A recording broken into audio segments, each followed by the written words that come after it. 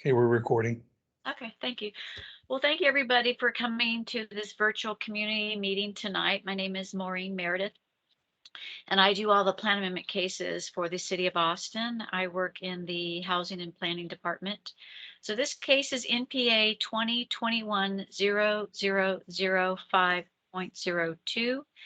If you haven't done so already, if you could please put in the chat box your name and your organization, and I will use that as the sign-in sheet. So if you're calling by phone, so yeah, it never occurred to me that people who are calling by phone won't be able to sign in through the chat box, but my email is on that notice that you got in the mail. If you could send me just an email that gives me your name, I can use that as my sign-in, use your name, email as a sign-in sheet, and add it to the sign-in sheet. So if you could please mute your microphone if you're joining by phone, and if you could please turn off your video if you're participating online to save bandwidth. And as you know, this meeting is being recorded. So how to participate today. There's a speech bubble in the menu bar at the bottom, or it could be at the top of your screen.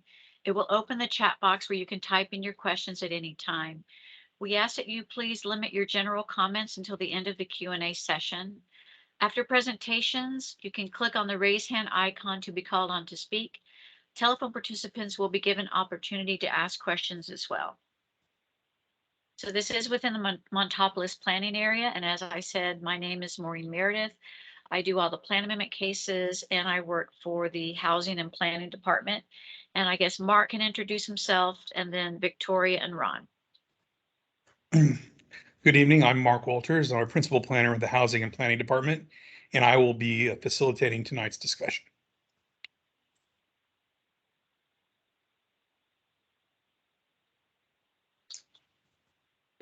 My name is Victoria Hasse. I'm with Thrower Design, representing this case as it goes through the process on behalf of the landowner. I'm Ron Thrower, Thrower Design, working on behalf of the landowner. Garrett, you want to introduce yourself? Yeah, my name is Garrett Martin. I'm the landowner. Okay. Moving on. So here is my contact information, and it's my understanding that a zoning case has not been filed yet, but in the event it is filed, Kate Clark will be the zoning planner for the case. Excuse me. So the agenda tonight, I will go over basic case information, how to participate in the process, why is there a plan amendment application, what is a future land use map. Then I'll do a brief presentation on the properties. The applicant will do their presentation, and then we will open the floor to the questions and answers. So this is a property addresses: 2601 Montopolis Drive, 6700 and 6800 East Ben White Boulevard. It's about 18.64 acres. The plan amendment case number is NPA 2021-0005.02. The project name is Montopolis Multifamily. The request is to change the future land use map from industry to mixed use. As I mentioned, there is no zoning case filed at this time, but is my understanding the proposed zoning is a request to change the existing zoning from limited industrial neighborhood plan to community commercial mixed use for multifamily apartments. And we have the owner applicant as Montopolis QO2B LLC, and the agent or Thrower Design with Ron Thrower and Victoria Hasse. Guidelines for group discussion. Please feel free to type your questions into the chat at any time during this meeting. Please postpone general comments during the Q&A session. After staff and applicant presentations, if you would like to speak, please raise your hand by clicking on the hand symbol. Telephone participants will be able to speak during the Q&A session of the meeting. What we will do is we will call out the last 4 digits of your phone number. And if you have a question, you can unmute and ask your question. I believe it's *6 to unmute the telephone. Attendees will be muted upon arrival and through the staff and applicant presentations. The staff will open the floor to questions and answers in the chat by attendees raising their hands to speak. Similar questions may be grouped and answered together. We ask that you please mute your microphone when you're not speaking for the sake of sound quality and clarification. And if you're having connection issues, please turn off your video until called upon to ask your question. So how to participate in this process. If you have questions after this meeting, they will be answered and made available by request within 5 business days and also posted to the speakupaustin.org/NPA. This is also the website where the recorded meeting will be posted. You can email or call me with any questions or comments that you have. If you email me your comments that you would like added to the staff case reports, we can do that, and they will be in the reports that go before Planning Commission and City Council.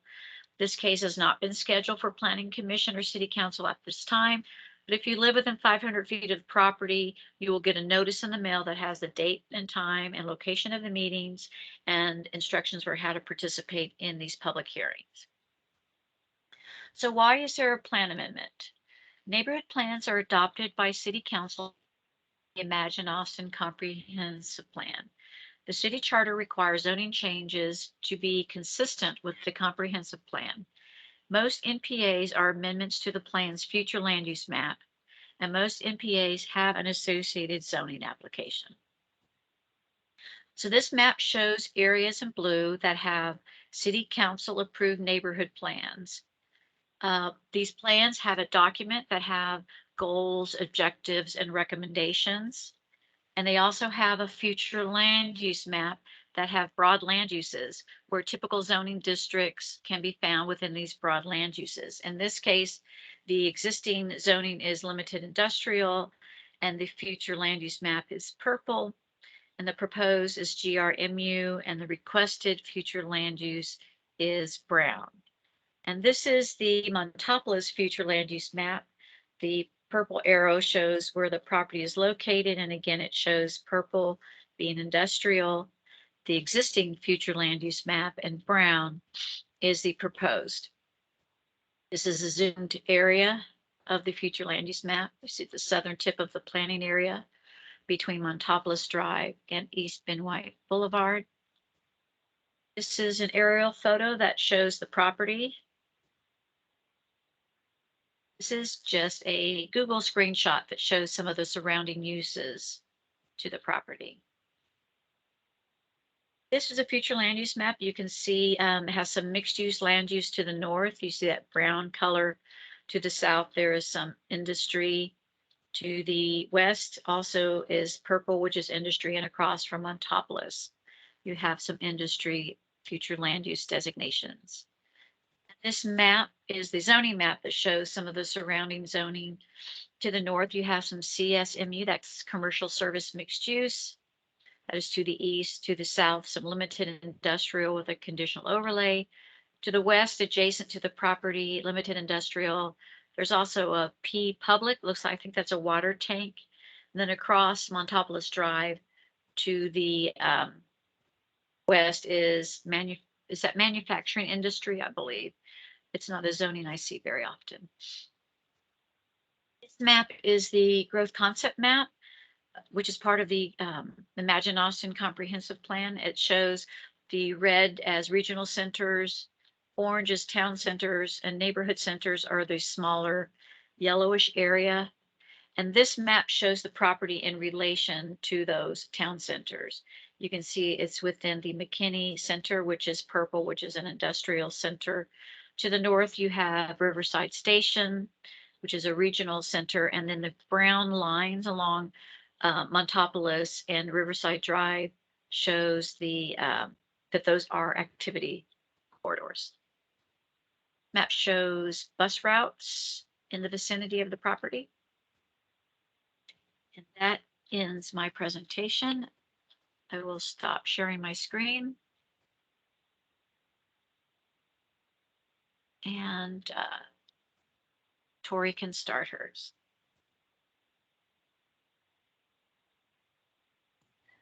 All right, give me 1 second.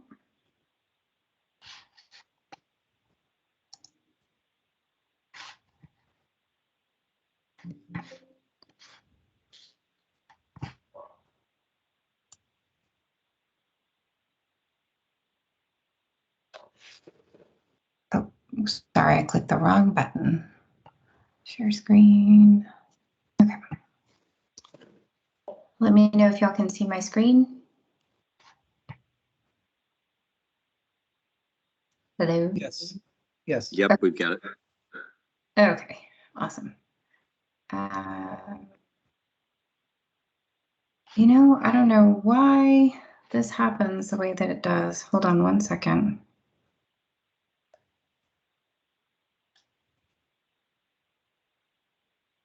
Okay, there we go. Okay. The three tracks, three tracks total 18.64 acres of land that is undeveloped, and it is located between Montopolis Drive and Highway 71, which is also known as Bastrop Highway or East Ben White Boulevard. The red dashed lines that you see on this map are represent existing bus service in the area, and the blue dashed line represents the proposed Project Connect Blue Line.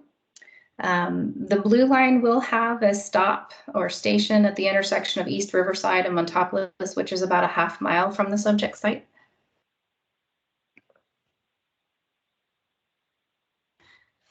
So the future land use map is, as Maureen said, warehouse limited office. And in the past 10 years, several properties in this area have made a transition from commercial flum to a mixed use flum, which has resulted in a color change from red to brown on this map.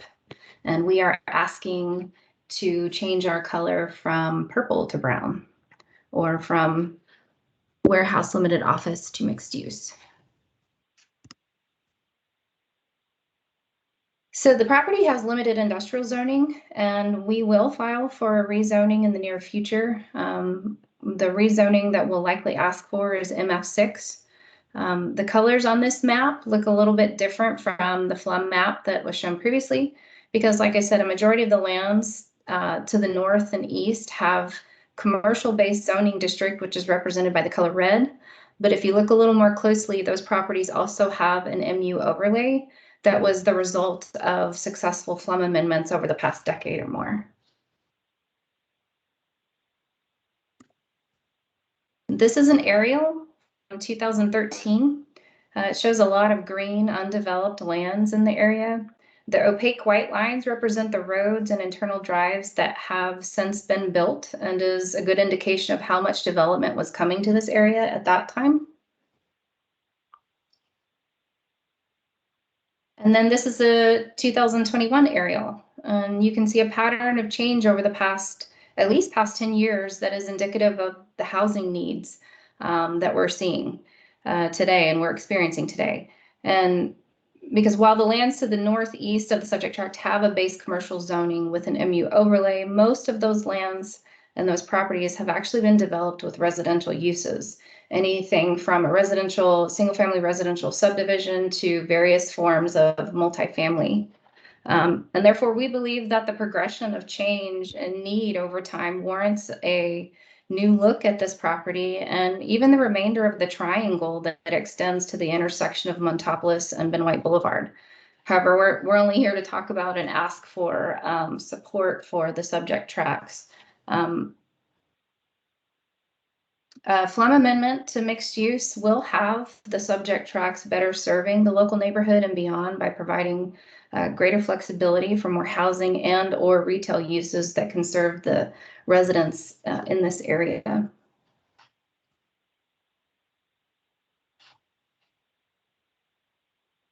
This is just, again, just to kind of show you side by side, the 2013 aerial is in the top left-hand corner, and the 2021 aerial is in the bottom right-hand corner.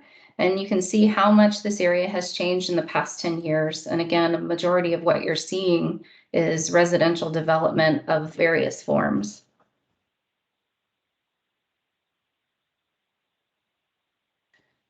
And so the zoning change that we will likely move forward with requesting in the near future will be for, like I said, it may potentially be MF6. And the idea is that we would like to bring forward 1,200 rental units, apartment style, multifamily style rental units, with 10% of those or 120 being income restricted. We do feel like, Austin's Austin needs housing. The city council just had a meeting today, a special called meeting about, the lack of supply and housing that we currently have and what needs to happen so that we can gain more housing, to put our city in a better situation that will also help with affordability too. So, and the significant growth that our city, has experienced is why we've gotten into the position we have, in addition to our land development code and various other factors. But we do feel like this project could provide some additional units that are needed. And this area of the city, while maybe when the plan was adopted a few decades ago, it may have been thought at that time that this was still an appropriate area for industrial type uses that you typically would not want to have residential uses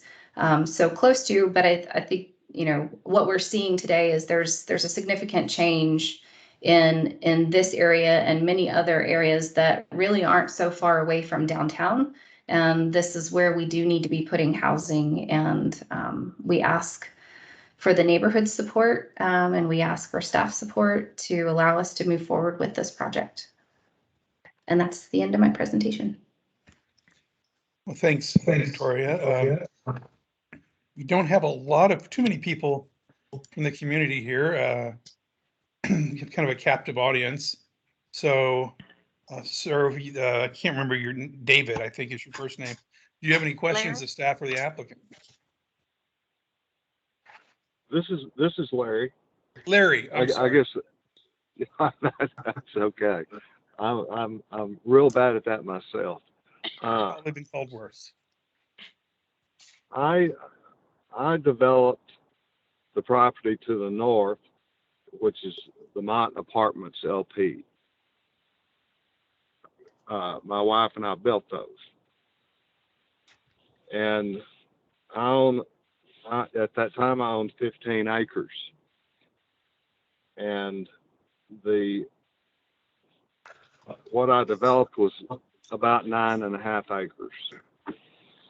The remaining 5 acres I could not get zoned properly. Is the only reason I didn't develop it prior to this time.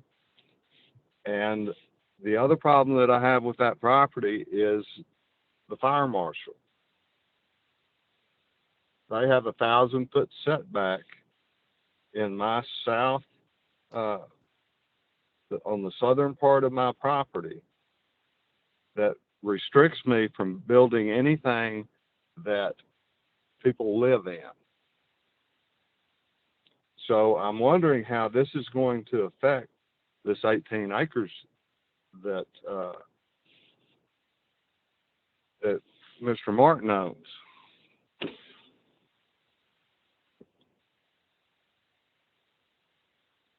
That's a good point. I don't know the answer to that question. I know that in the past, it's called now it's called Lind Welding Gas and Equipment Center. Well, it's Praxair now. Praxair. I'm sorry, Mr. Walters, this is Garrett. Which property do you own, Tori? Would you mind putting that back up so that I can get a better lay of the landscape? Yeah, let me Garrett, just. I'm on my phone, and so I can't see these overlays. But if I don't guess you have tracking numbers. Well, but his property is the rectangular piece that comes in the middle on the north side of your property, Garrett. It's all. It's kind of an there you go. odd It's shape. that one. Right here. Yep. Got it. And so are you out of Lubbock?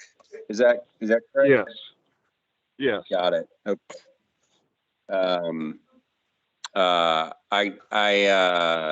And so I'm sorry, I'm not sure I got your question. I'm happy to share what information or knowledge I have, but I can show you on the Google Maps, and I can bring that up so we can look at that. Maureen, Tori, do you mind if I do that? Yeah, let me That's okay. I can just. And Okay. Mr. Walters, do you still own that apartment complex over there, or did you sell the land and someone else built the? Neither. I'm Mo- staff. I'm here to help Maureen facilitate tonight's meeting. Oh, I'm sorry. I've No, got the Larry wrong. owns this. You can see on the screen, the Mont Apartments right up here between Carson Ridge and the Monroe Apartments. Right Uh-huh. here, that's the ones I think he's referring to. Okay, The issue and that so we have Larry, is, you own those apartments, Larry? I did. I just sold them. Okay, got it. if you look down here, if you can see my cursor, it's highlighting the Praxair. Yep. We're also known as, it's called here, Lind Welding Gas. Because of the Mhm. materials that are stored there, the fire marshal has said within 1,000 feet of this property line, I think is what it was. Maureen can Mhm. remind That's me. the way. That's correct. Within 1,000 feet of that property line, the fire marshal is not is against having residential uses within that 1,000-foot buffer. Yeah, and we're generally aware of that, and I'd love to tell you that we've got it all figured out, but that's not the case at this point. We're still really in this sort of the neighborhood discussion part of our effort on the track and on the zoning and on the uses, and so we haven't worked fully worked through that issue with the fire folks. Right. I think and Larry, if you want, I'm happy to take down your phone number and share my phone number, and we can get together and kind of talk about sort of the details of what I know, and figure out if there's some way for us to put our heads together on it or something along those lines. If that is possible, I'd love to do that, Garrett. Okay. Great. And I will when she's done recording the meeting here, I will tell you what my cell phone number is. Okay, that'd be great. I'm gonna I'm stop. well aware of who you are, Garrett. I've been studying that area for quite a while. Yep. How long have Great you area. owned this property? Oh, I don't know, a couple years now, maybe a little bit less than that. Well, I did talk to John Joseph about it at one time, and about some other issues I was having, and so I know John. I don't know if you're still using him or not. I know John, But the and previous think highly of John. He's working on another project I'm working on right now. In fact, I talked with one of his associates earlier today, but we're not working with him on this project. Y'all better get into John quick, because he's about to hang it up at the end of this year. I know. He's getting close. I never thought I'd see the day. Yep. Well, good for him. Yep. Good for him. I'm glad he can do that. Agreed. But no, He won't- Garrett, he I'd won't- love to do that. Perfect. That sounds great, and I value the opportunity. So Larry, any other questions while we're all together here? If not, we can wrap up Have a you little had- early and get on with our evenings. Have you had any discussions with any of the I can't think of what I'm trying to say. The neighborhood plan people, Yes, sir. Susanna, or any of those people? Yes, we Have they been receptive? Yeah, we've done a number of projects over here, and worked with Susanna on those projects, and so we've got a good working relationship with her. Okay. And what about Fred McGehee? We've Is that how worked you with- say his name? McGee, yeah, we've worked with Fred on some projects as well, and have a good working relationship with him as well. Okay.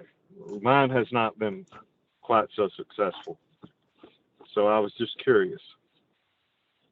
So if,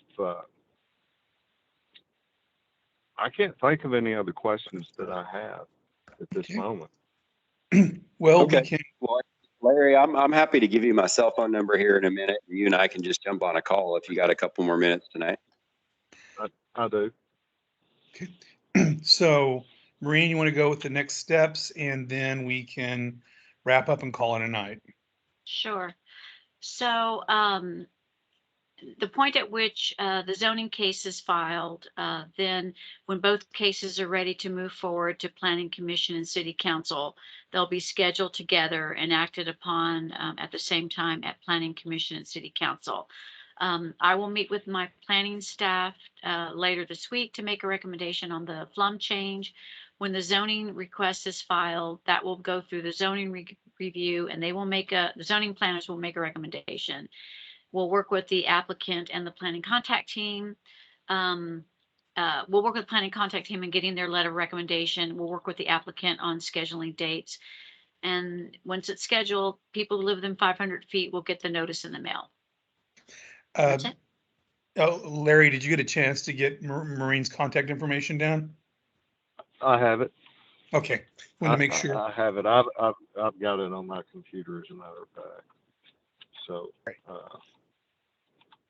I've had that for a few years now, unless something's changed. But it's also on this notice. Yes. So Sure. I can get a Well, hold of Maureen. Okay. Well, with that, I'll stop recording and you guys can exchange contact information and we can go on tonight. So right now, thanks for coming, everybody, and I'm going to stop recording. Thanks, Mark. Great. Okay.